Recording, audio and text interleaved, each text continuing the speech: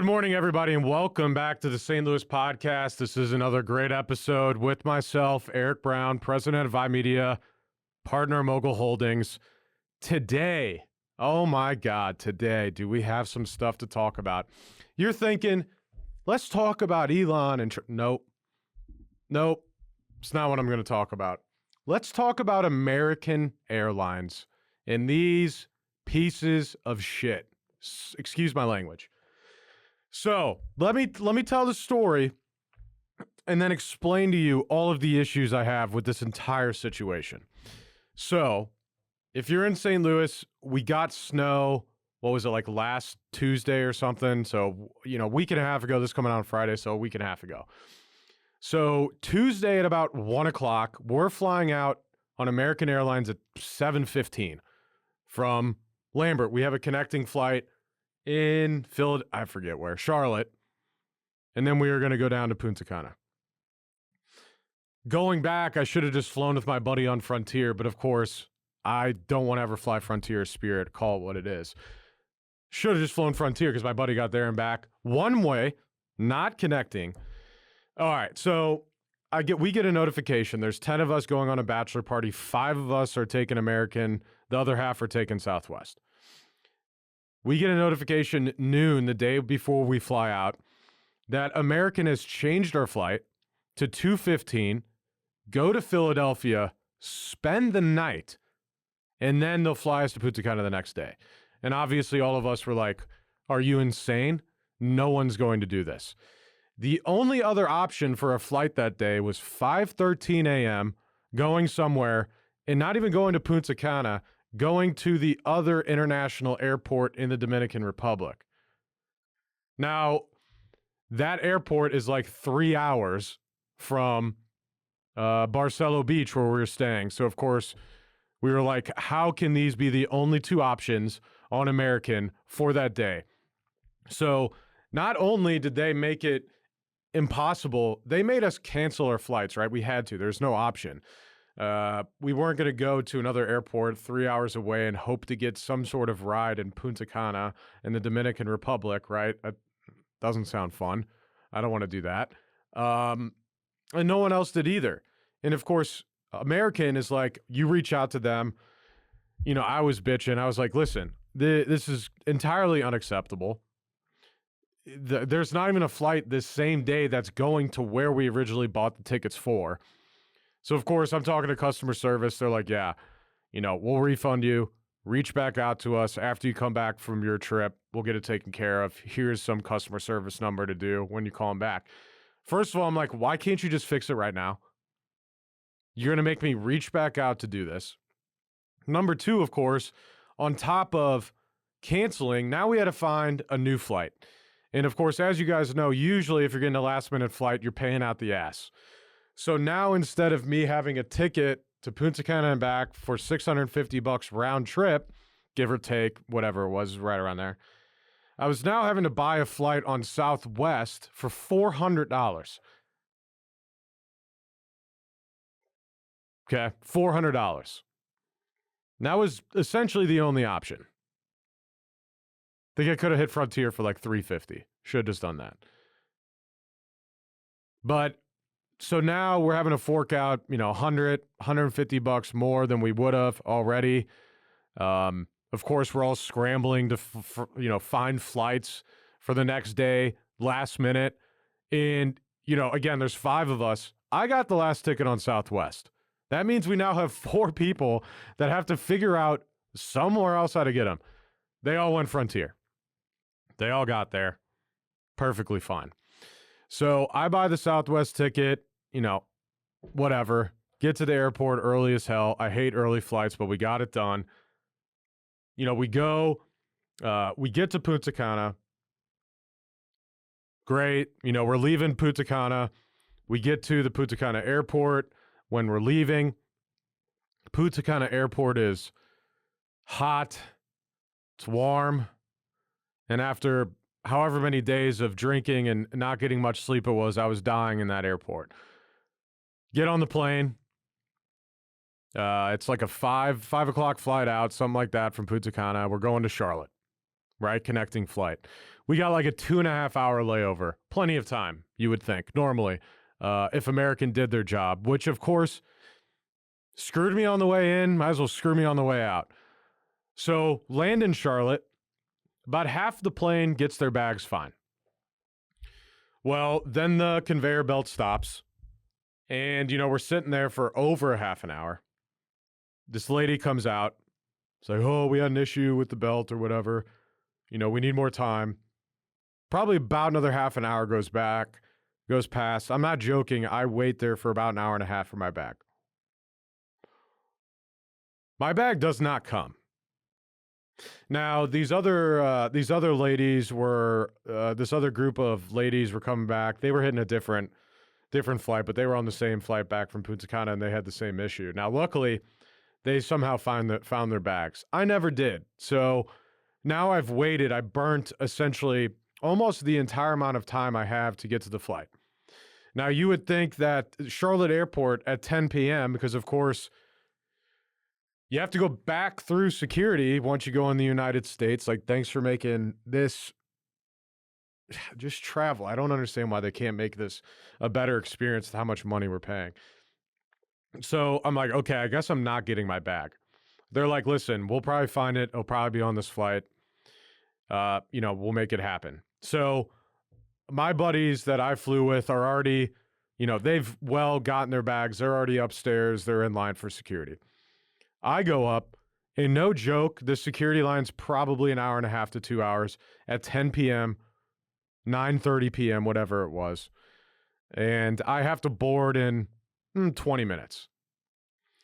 And I find the group of ladies all talking to a TSA agent. And they had been standing in line because there's, I guess, for some reason, almost no one there was TSA pre, but they had just closed the TSA pre line, even though there was a line of people like an hour and a half long back for security.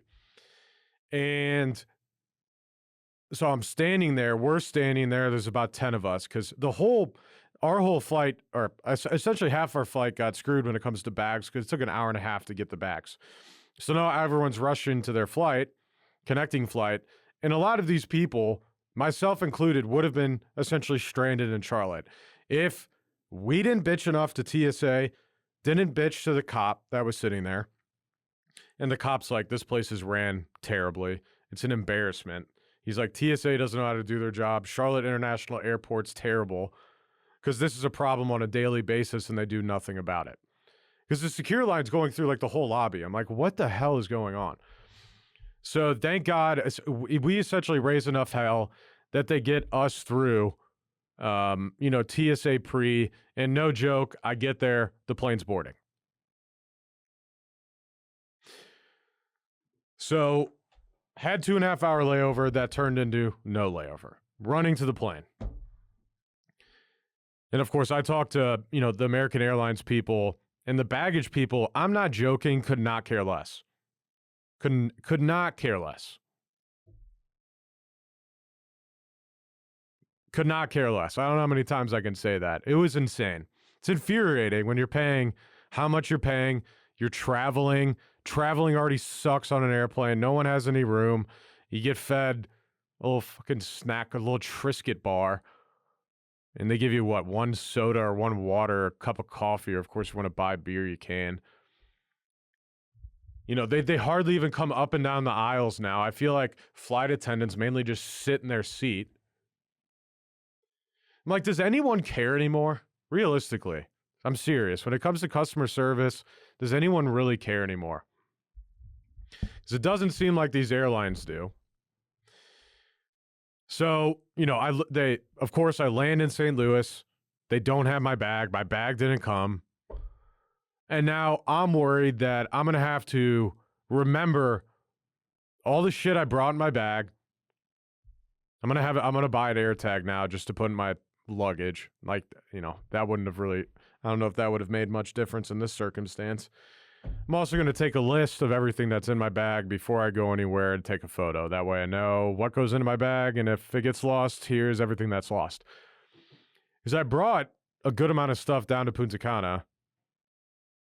And I was like, replacing this stuff, if my bag is lost, is going to be a nightmare, number one. Number two, it's going to be a nightmare for me to remember everything that was in my bag. And of course, that night I started to take a list, but I got home at about 1 a.m. So I wasn't really in the mood for that. Next Monday, the next following day is Monday. I try and get some sleep in a little bit. And of course, baggage is saying it's still not there according to American Airlines. I called, they're like, I don't know. I'm like, okay, well, I guess give me a call if anything changes. And I checked the app about 4:00, and it says it's in St. Louis. Right? Didn't get a text, didn't get a call, didn't get an email that your bag had arrived. I had a look. I talked to customer service. They're like, it's 100% there. I'm like, I want you to confirm it's 100% there. He's like, it's 100% there. I was like, all right. Go to the airport. Then what are you supposed to do? Where are you supposed to park your car to go into baggage? Oh, you're supposed to pay. Pay to park in the garage. Pay $5 to go park in the garage. I parked down wherever these reserve spots were, right by baggage. I didn't care. Parked there, walked in because it took me a whole 3 minutes to get the bag. I'm going to have to call American again because I told you how they're going to have me reach out. I still haven't reached out yet. We're recording this on Wednesday. And, so I get the bag, go up there, get the bag. Everything's there. Thank God they didn't steal any of my shit. That would have sucked. And that's the American Airlines story. So now I have to call them and reach out to them to get a refund. And I'm going to figure out if I could get some more money back on top of that. Because like I said, I lost about $150 because I had to pay for a last minute ticket. Now, with that said, that may be a sales point for cheap travel insurance. Because I didn't have it for this trip. I just had the medical travel insurance. So if disruption in flight or whatever wasn't covered. But for all of you guys that have had something like this happen, where you've had to have a flight, immediately changed, canceled, you were, delayed for a certain amount of time. There's this website called, I think it's Help Aid. What was it? Help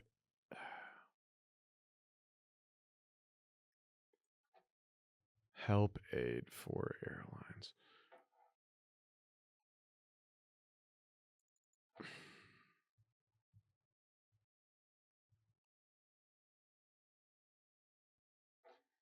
Airhelp.com. There we go. Airhelp.com. So I submitted to Airhelp, and apparently I'd get like $150 back from them. They take like 10% or whatever, but I'm like, I don't care. You fill out a form. Apparently, like, travelers have rights, which is great. That's nice, because otherwise these companies would be even worse than they already are.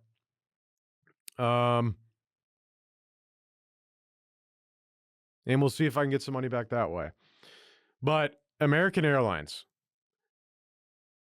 get your shit together. This was my first time flying American in a long time. I normally fly Southwest just because, I'm flying domestically. I'm flying for 2 or 3 hours. I'll sit in a small seat like everyone else and deal with it, because I'd rather do that than pay double the price, for another airline. And of course, Southwest goes a lot of places here in St. Louis, or here from St. Louis. First time an American.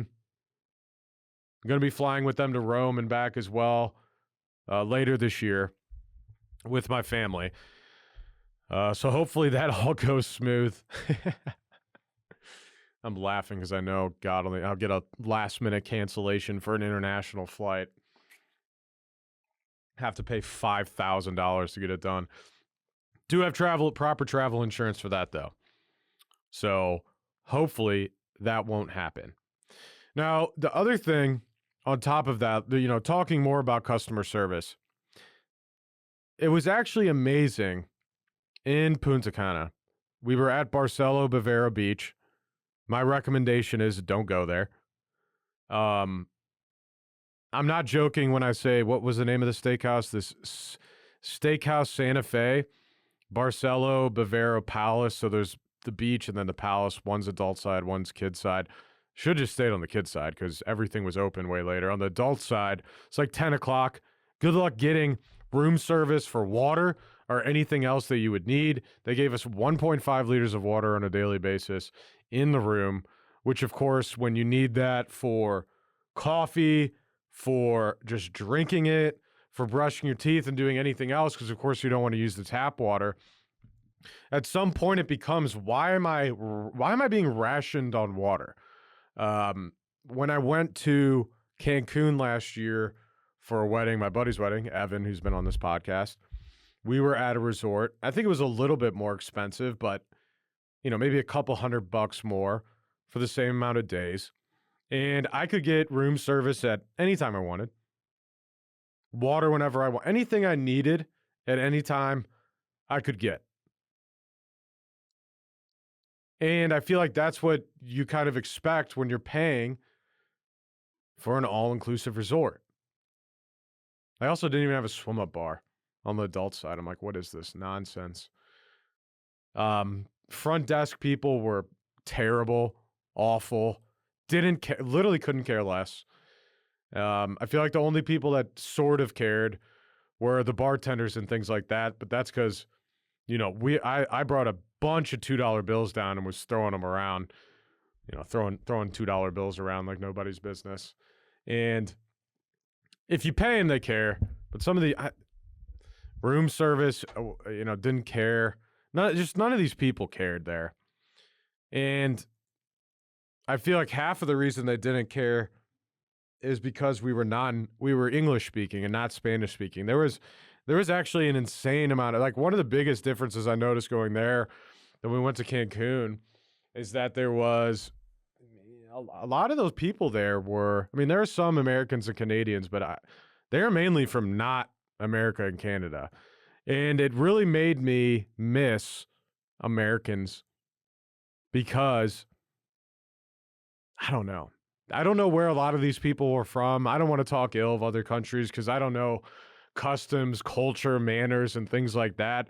But it made me miss Americans because all the time I think we're rude. We don't care about other people. But bottom line is we care a lot more than a lot of these other countries do. And I don't know why that's the case. I really don't. It's like the, massive difference in cultures. Obviously, that's a big difference on how you're brought up, the manners that are applicable to, where you live and things like that. But it was very odd. It was just odd. And being at an all-inclusive hotel where half the people seemed to not want you there was an interesting feeling. On top of this place is just old. I wouldn't recommend it. I wouldn't recommend to go there anyways. Plain old. Pool tables there hadn't been felted in like 20 years. The club, disgrace, utter disgrace. We had a good time though. I kept trying to, she was like a jacked bodybuilder DJ, and already that tells me she's probably not a good DJ because she's a bodybuilder. I don't know. Maybe those things too go together, but I'm like, seems like those cultures don't really mix very well. I was trying to go get my buddy to arm wrestle her. Of course she wouldn't. Or he wouldn't, excuse me. She probably would have. I didn't want to arm wrestle her because I would have lost, I think. She was literally jacked out of her mind. I probably could have won, though. I should have done it. But I had the worst steak of my life there. The Steakhouse Santa Fe. Don't go there if you ever stay here. The Italian place was all right. Buffet food was fine.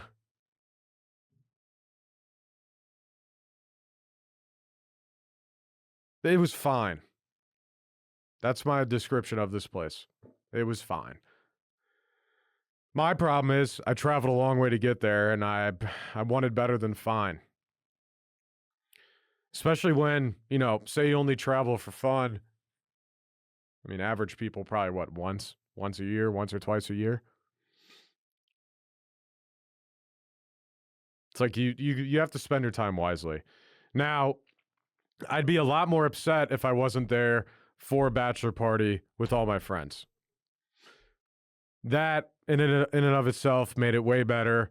Any of the small problems were like whatever at the time, right? You can't let stupid shit get in the way of you having a good time when you're out of town.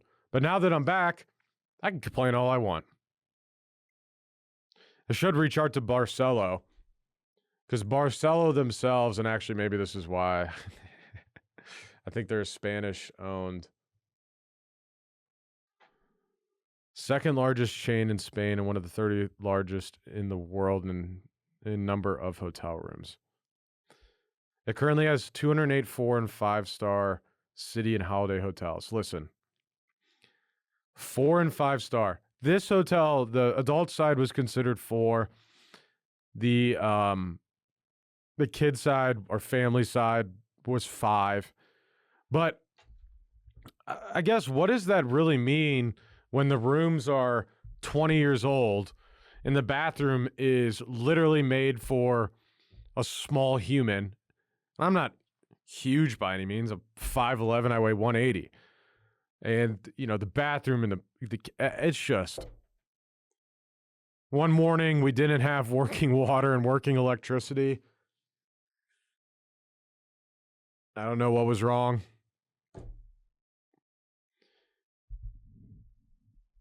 It's just annoying. There's something about good hospitality. There's something about people caring about your stay because you spent money. Like I just got done talking about on the Vi Media channel, we have a Marketing Monday episode that we release every single week. I talked about customer service this week. Why? Because it's on the top of my mind. Considering everything that went down with American, all the stuff that could have been done so much better at the place we stayed at in Punta Cana. And I've talked to other people that stayed at different places there. It seems like maybe we just, not that we chose a bad place, just that we didn't choose the best place, right? And, for the price, again, it was fine. At some point you just want more, right? You want more because you spent the time to get there. You traveled there. You paid to get there and go back. You paid to stay there. You're going to pay more money while you're there to do things. It really was an odd thing, but at least the main bar had espresso on deck, so I was drinking espresso martinis, of course. So we didn't sleep very much. We had a good time, right? So that was my last 5 days or so, 6 days. Just dealing with buffoons. So, if you own a company, if you do anything for a company providing customer service, just try a little bit. You don't have to, I don't expect 100%, but I don't expect 0 or -%, like you actively not trying or caring.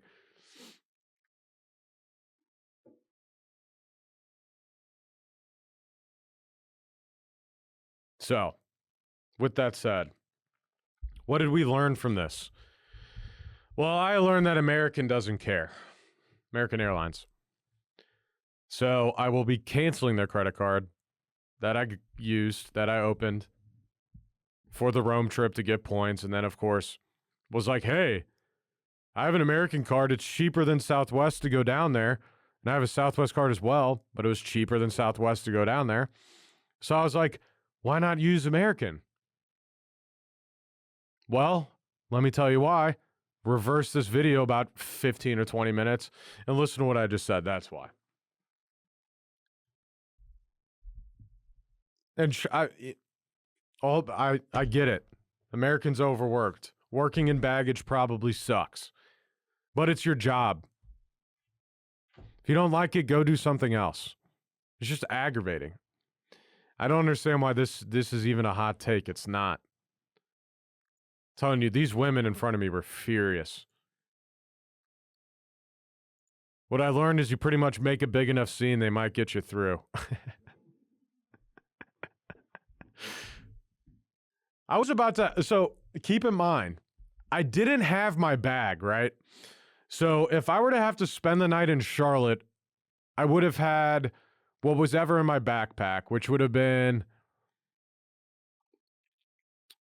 let's see, what do I have in my backpack? I had my down jacket. I had a hoodie. I had like an athleisure pair of pants. I think I might have even had an extra pair of boxers. Shout out to an extra pair of boxers if you're traveling in your backpack. Don't worry about it. It gets hot. Gets sweaty down there. I think I had an extra pair of socks. But that's it. No deodorant, no toothbrush. I had nothing. No comb. I had nothing. I had an extra pair of, I guess, pants. I even had an extra shirt. So I did have an extra pair of clothes. Just because usually, I was coming from 80 degrees down to, 40 degrees here in St. Louis. So I had an extra pair of pants, a hoodie, and a jacket, and an extra t-shirt. I don't even know why. Usually I just travel with those things just in case you get sweaty or whatever. You got something else you can throw on. Or if you get hot or cold or whatever the case is. There's nothing worse than being uncomfortable on a plane. And the seats are already small enough, but being cold or hot is a different level of just horror on a plane. So, yeah, I would have been screwed. I had nothing. I had some things. I would have had more than other people, but I was like, great. So they lost my bag, and now I'm about to miss my flight. I was like, this is just awesome. It's awesome. Hey there, St. Louis podcast listeners. We've got some exciting news from our friends over at Farmers Insurance of St. Louis, led by the man, the myth, the legend, Mark Lee of Farmers Insurance. Mm-hmm. If you're looking for a job or to own your own business under a brand that everyone and their cousin is familiar with, Mark Lee with Farmers Insurance of St. Louis is recruiting insurance agency owners here in St. Louis for their Farmers Insurance Mentorship Program. And as many of you are aware, Garrett and I have owned quite a few successful and award-winning businesses over the years. And in a past life, one of those was a farmer's insurance agency out of Chesterfield, Missouri. Eric and I know firsthand how hard it is to start a business under a brand that no one has heard of and convince consumers and businesses to trust that you're an authority figure in your industry. And as many of you know, we own an award-winning marketing firm, Vi Media, the one that Garrett was just discussing. And building that company's reputation literally took years. We're still building it to this day, and it's been 8 years in the making. However, with the Trusted Farmers Insurance Agency name on the building, we got started when we started our Farmers Insurance Agency. The trust was already built and has been for 96 years. And if you can't do math, that means Farmers Insurance has been around since 1928. Luckily, you don't need to be a human calculator to get rich as an owner of your very own Farmers Insurance Agency. Nope. All you have to do is reach out to the one and only Mark Lee, the leader of Farmers Insurance in the greater St. Louis metropolitan area. That's right. So ensure he continues to sponsor our show and your favorite podcast, the St. Louis Podcast, by quitting your job today and calling Mark Lee. I wouldn't even wait for him to answer your call. Call your boss now, quit, and become your very own business owner. Mm-hmm. Visit insurancecareerstl.com. That is insurancecareerstl.com. Should we spell it out? Yes. It would INSURANCE, career, CAREER, STL.com, insurancecareerstl.com. Go there now. Back to the podcast. And wait, insurancecareerstl.com. Back to the podcast. So I'll update you guys next week on what happens with American, because I'm going to be talking with them before the next podcast. So I'll have an update on that. I'd say stay away from Barcelo, Bavaro Beach, and Palace. I wouldn't go there if you're going to Punta Cana. Find somewhere else, 100%. They also had a dolphin pen, which is weird. They kept them in this really small pen right out in the ocean, which is kind of shitty. This pen was tiny, and I was like, okay. What are you going to do, though? What's that SeaWorld movie? Forgot what that... Blackfish? Is that what it was? Blackfish movie? It is it. Blackfish movie? Yep. So, all right. Enough of that. Enough of that. What should we talk about? What should we talk about? God, everything now is just politics. I used to be able to like find good news stories to talk about. Now everything is Trump, Elon, or something else. It's so annoying. I'm over it. I'm going to get a month of just not listening to any of it and see where that plays out. Did find this interesting article. So Trump demands Apple ditch DEI after it rejects proposals. Here are the companies cutting diversity programs. Let's look. We got. Where does this start? This starts all the way back July of last year. John Deere.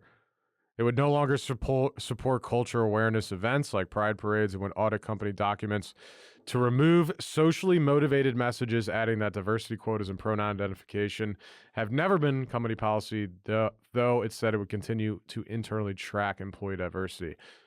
Harley-Davidson, in August of last year, 2024, said it abandons DEI function in April and says it does not utilize diversity quotas for hiring or suppliers, and that it would no longer participate in HRC surveys or partner with sponsors that do not focus on its quotation marks loyal riding community.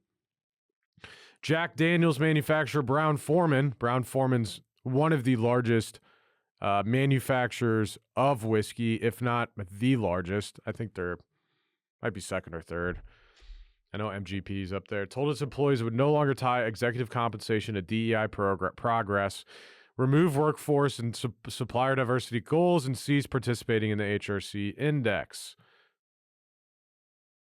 Ford Motor Company informs in August of 2024, would stop employees participating in external diversity surveys and would evolve its employee resource groups to focus on networking and mentorship to all employees, citing the evolving external and legal environment related to political and social issues. August of that year as well, Lowe's said an internal memo would combine its employee resource groups into one umbrella organization, cease participating in HRC surveys, and would stop participating in external events like pride parades. Molson Coors, which had in 2023 defended a feminist theme ad that sparked conservative backlash, said it would abandon supplier diversity quotas, shift DEI training sessions to focus on business objectives, and stop participating in external diversity surveys. Despite previously receiving a perfect 100% from the Human Rights Campaign. Have to look up the Human Rights Campaign here in a second. Boeing dismantled in November of 2024 its Global Diversity, Equity, and Inclusion Department and redirected its staff to Human Resources Department, focused on talent acquisition and employee experience. Walmart in November of last year said it would abandon its DEI commitments, including winding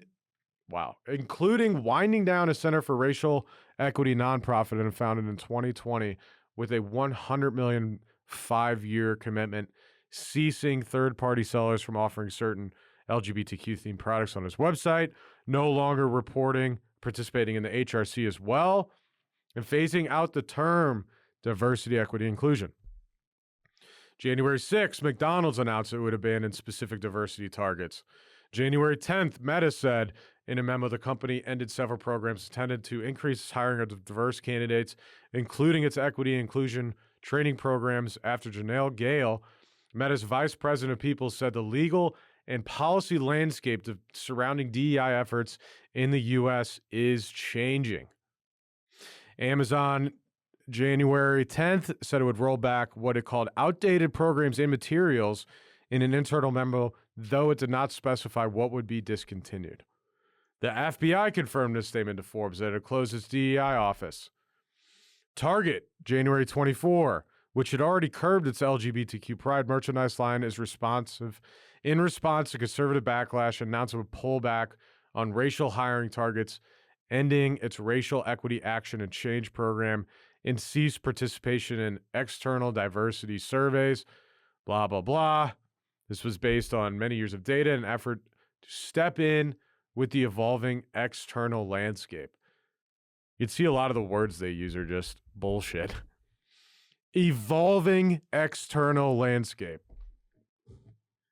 Okay, so you meaning that because Trump was voted in, now we're seeing the whole kind of radical left movement kind of come to a standstill?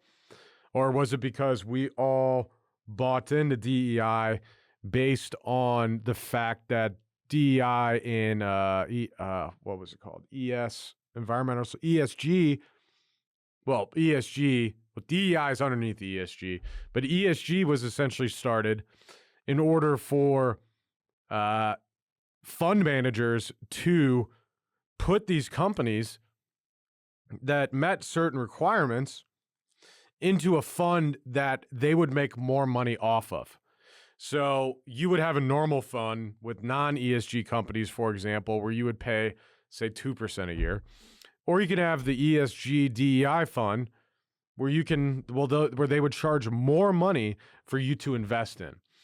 So it was made on the principle of making more money, not by changing these businesses, but as a fake social construct that they created in order to make themselves look good. But in reality, these companies don't give a shit about ESG, DEI, or anything else. That's why they're getting away with it.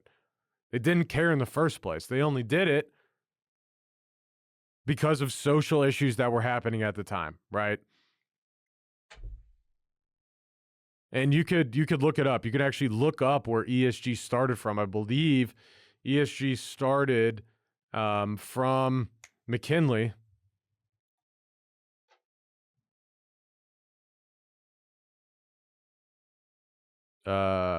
What's it called?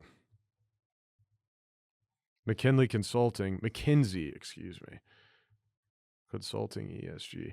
So I believe they actually had an ESG report that they first released. They did a study, and they just made the study look like how they wanted it to in order to sell their thoughts on this. So, and I'm not sitting here and saying that, that the practice of DEI is necessarily bad. But I think trying to hit quotas just based on hiring a subset of people doesn't make a lot of sense. Because, of course, the capitalists would argue, the best person should get hired. At least that's how we all, in a feasible world, would want that to happen. The best person will get hired. It doesn't matter your race, your sexuality, female or male, or anything in between. None of that should matter.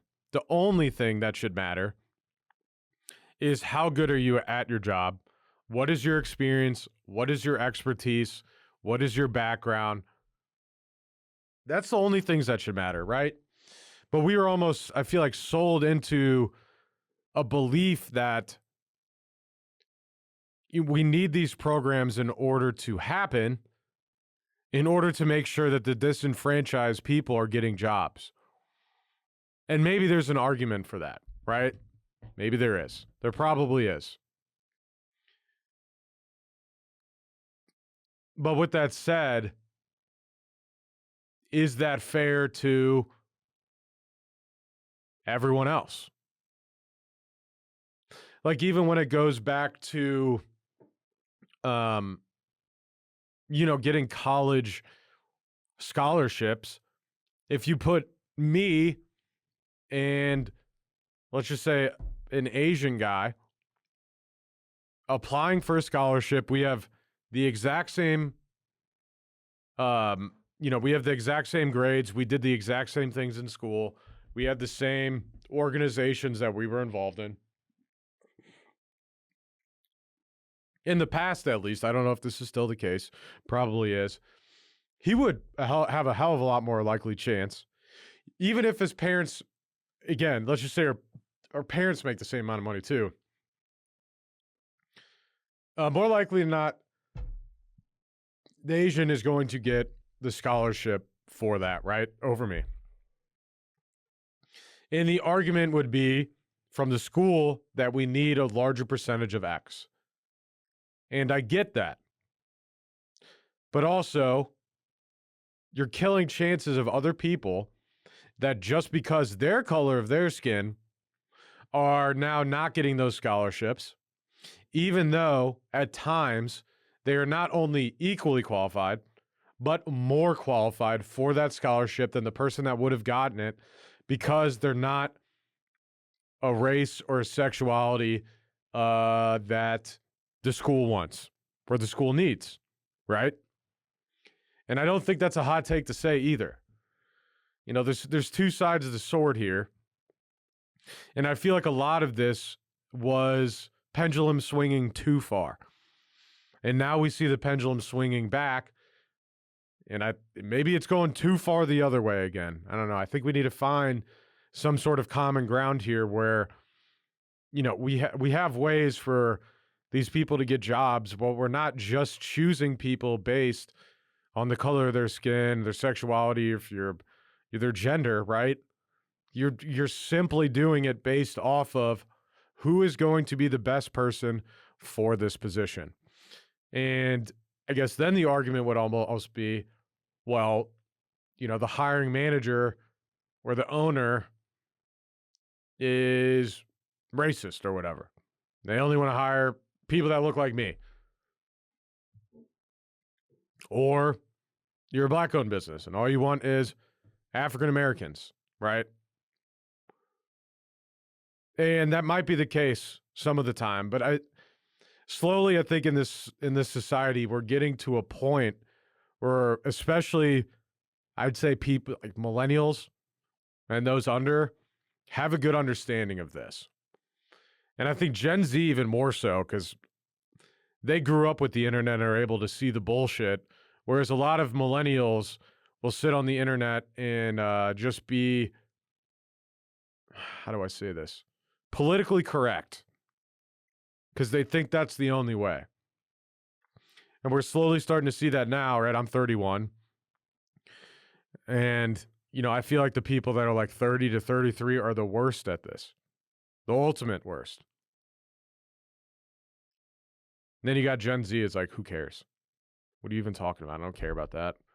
You listen to Fox, what's wrong with you? You listen to CNN, what's wrong with you? So it's interesting what's going on just in the, you know, the private sector with these businesses and how it's going to affect really things moving forward. The Smithsonian Institute told employees its diversity office is closing as a first step to address Trump's new federal policy that declared DEI programs as dangerous and demeaning. Google informed its employees on February 5th will no longer have hiring targets around improving diverse representation among its staff. The government-funded railroad service Amtrak confirmed Bloomberg it would roll back its DEI programs. Amazon, which indicated Amazon has a focus.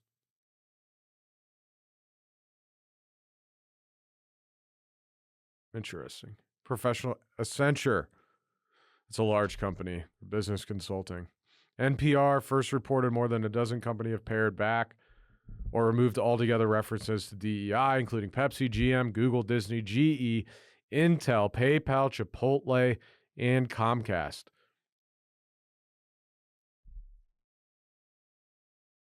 Days after it cut diversity hiring goals, a Google spokesperson told CNBC it no longer marks the start of cultural observances like Pride Month and Black History Month because maintaining hundreds of moments manually and consistent globally wasn't scalable or sustainable. So they got rid of it, I think, off the calendar. PBS, which Trump has repeatedly called for defunding, shuttered its DEI office, and those who worked in DEI roles have left the company. Deloitte. Disney is making several changes to the DEI program. Goldman Sachs. Coca-Cola and Pepsi. JP Morgan Chase, Morgan Stanley, and Citigroup. Pepsi. BlackRock cut references to DEI. Bank of America We'll end aspirational targets for diversity hiring and replace the word diversity with talent and opportunity in an annual report. So things are changing in the private sector. I think the only way to really tell how this plays out is to really see, who starts to get hired and fired over the next couple of years at these businesses. Does it become just a good old boy club again, as I think a lot of the people imagine what it was like probably before DEI, right? Just the good old boys club.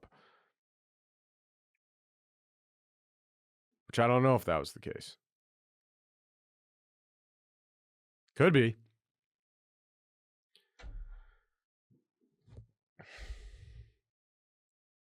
You guys see Apple's AI was accidentally, you'd say racist and it would bring up Trump. I don't know if you guys noticed a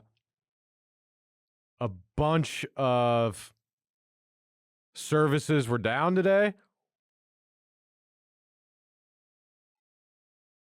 Or was that Friday?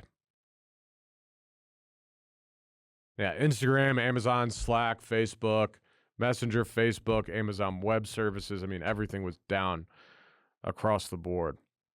I think this just goes to show, as everyone starts to use the same infrastructure, the same servers, the same server house, or wherever all of this stuff is at, it's almost like if one goes down, the whole thing goes down, and then every website or anybody that's even tied to it is down as well, which is absolutely crazy. We saw this happen, was it late last year? We're just, everyone is freaking out. Facebook, Instagram, all of this stuff was down and not working. And of course, we had that problem again. Now, in the past, I don't really remember this problem being that big of an issue. Even Reddit occasionally has issues, more so now than I feel like they did in the past, which is odd. It's almost like these platforms are becoming less stable than more stable, which you'd think it'd be the opposite. And it was funny because I was reading a bunch of messages. It was like, is Slack down or did I get fired? That's what everyone was saying, which is just, it's sad when it's come to that. When if Slack's down, you're like, oh my God, did they log me out? Did they fire me? Which is absolutely insane. In other news, go check out our podcast from last week. We had Bert Tahart on. He's circumnavigated the globe with the Sexton, one of the 6 people to do so on the planet. Please go listen to that. It's an amazing episode and has nowhere near the amount of views that we need. And when I say need, I should say that it deserves, because that was an amazing podcast. His stories are just out of this world. And, some of the stuff he did is just, I cannot imagine. The amount of perseverance and just badassery is off the wall of what he did. If you don't know what I mean when he circumnavigated the globe, he had a ship by himself around the world on the ocean. And he didn't use GPS, he used the Sexton.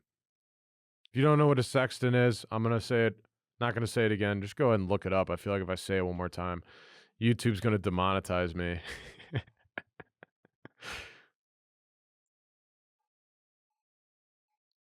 So what did we learn from today? I think we learned that customer service needs a reboot. And I feel like I talked about this like a month ago. I was bitching about customer service and something else that was going on. But let me tell you, in Punta Cana, I missed Americans. That was the first time I'd ever felt like that. Ever. Ever, ever, ever. I was like, wow. Americans may be assholes at times, but at the end of the day, it seems like for the most part, most people are nice to others, have good manners, don't do shit to get in other people's way on purpose. I don't know. And I'm not talking necessarily about the Dominicans here. I'm talking about the people that were traveling there from other places around the world. Again, I don't know where they're from. Otherwise, I would just start talking smack about different countries. Which may not be the smartest thing right now, considering what's going on politically. So maybe I should just hold my thoughts to myself. But hey, this is the St. Louis podcast where myself, Eric Brown, will eventually, someone will make a YouTube video and try and cancel me. It's all right. It is what it is. Someone needs to say it. Maybe it's not like me. I will say, last thing, if you guys want just an amazing laugh, there is a podcast with, they're like 14-year-olds that talk about food.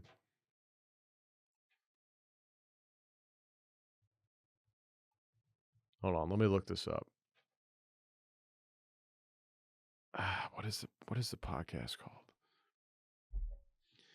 If you're on Instagram, you've probably seen it. It's like 14-year-olds going around the table talking about like cheese pizza and the best topping on pizzas. And the comments are absolute gold. It's amazing. Go check that out. Last thing. Last thing. I'll just keep saying last thing. That Southwest incursion on the runway, this would have been yesterday's, because again, we're recording Wednesday. On Tuesday, a lot of you guys don't seem to be able to know where to get good information from when it comes to this type of stuff. So I'm going to give you a few good channels to go to. Number 1, Blanco or Lirial. I might just have them put it down below. Because no one seems to understand anything about ground control, air traffic control, departing and arriving from an airport, how things work, what are the issues. We've been having more and more runway incursions, meaning someone is crossing a path as either someone is taking off or landing. And obviously you can't have that because eventually that's going to lead into one plane crashing into another and everyone dying. Or whatever. A lot of people dying.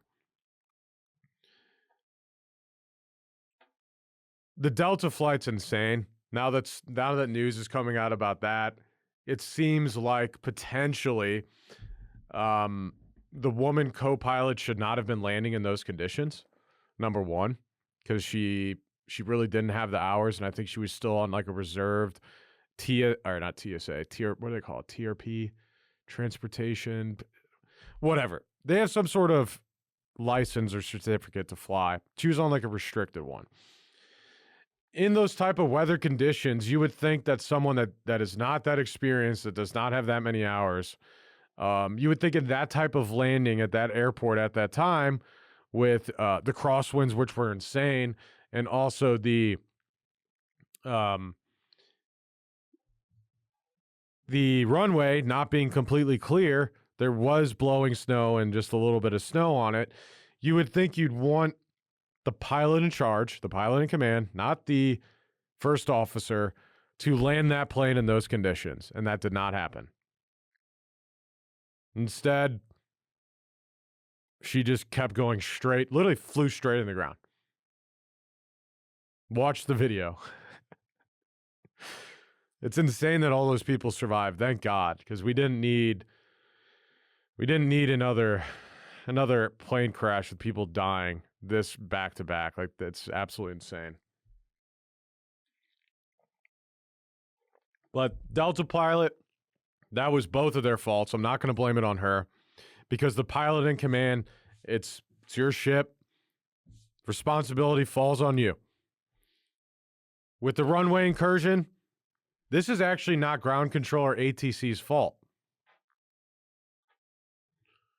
Blanco Lirio. So Blanco, Blanco, He's got hundreds of thousands of subs. He's an airline pilot. He knows what he's talking about. If you really want to know how and why this stuff is happening, go watch there. Because he's been talking about runway incursions for years, especially after COVID. You can also go to Captain Steve on YouTube. He's awesome. I mean, they say very similar stuff. They're on agreement on most things. So there are YouTube channels out here that you have very experienced people talking about why things are happening instead of listening to some news anchor that has no fucking idea about planes and getting, your news story from them instead of listening to someone that actually knows what they're talking about, right?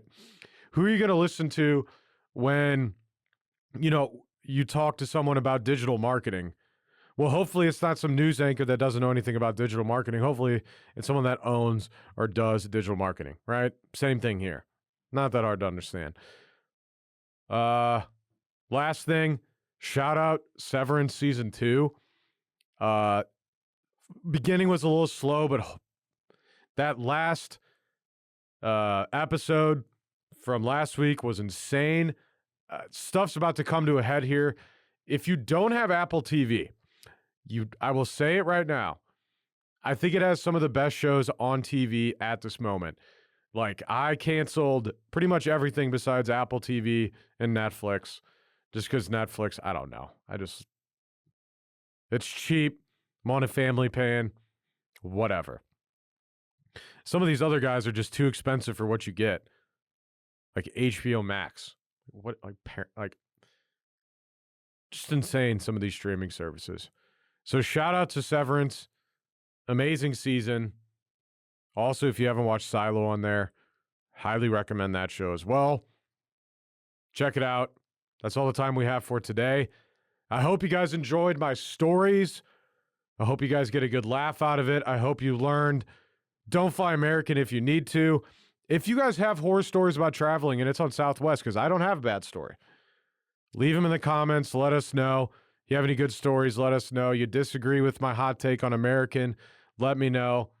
What are your thoughts on DEI? Share it to a friend, like, review, and subscribe. We appreciate everyone's support. As always, please check out Half Coast Studios here in St. Louis. They can either record for you, where I'm recording right now, and distribute it, or if you just record, say, in your house or your own podcast studio, you just need some help with mixing audio and distributing, they can help you out. And, of course, best damn marketing company on the planet, Vi Media. You can go see him at vi.media. You'll probably talk to me or reach out to myself, Eric Kempf Brown, across all platforms. We appreciate y'all. See you next week. Hey there, St. Louis podcast listeners. We've got some exciting news from our friends over at Farmers Insurance of St. Louis, led by the man, the myth, the legend, Mark Lee of Farmers Insurance. If you're looking for a job or to own your own business under a brand that everyone and their cousin is familiar with, Mark Lee with Farmers Insurance of St. Louis is recruiting insurance agency owners here in St. Louis for their Farmers Insurance Mentorship Program. And as many of you are aware, Garrett and I have owned quite a few successful and award-winning businesses over the years. And in a past life, one of those was a farmers insurance agency out of Chesterfield, Missouri. Eric and I know firsthand how hard it is to start a business under a brand that no one has heard of and convince consumers and businesses to trust that you're an authority figure in your industry. And as many of you know, we own an award-winning marketing firm, Vi Media, the one that Garrett was just discussing. And building that company's reputation literally took years. We're still building it to this day, and it's been 8 years in the making. However, with the Trusted Farmers Insurance Agency name on the building, we got started when we started our Farmers Insurance Agency. The trust was already built and has been for 96 years. And if you can't do math, that means Farmers Insurance has been around since 1928. Luckily, you don't need to be a human calculator to get rich as an owner of your very own Farmers Insurance Agency. Nope. All you have to do is reach out to the one and only Mark Lee, the leader of Farmers Insurance in the greater St. Louis metropolitan area. That's right. So ensure he continues to sponsor our show and your favorite podcast, the St. Louis podcast, by quitting your job today and calling Mark Lee. I wouldn't even wait for him to answer your call. Call your boss now, quit, and become your very own business owner. Visit insurancecareerstl.com. That is insurancecareerstl.com. Should we spell it out? Yes. It would INSURANCE. Career, CAREER, STL.com. Insurancecareerstl.com. Go there now. Back to the podcast. And wait. insurancecareerstl.com. Back to the podcast.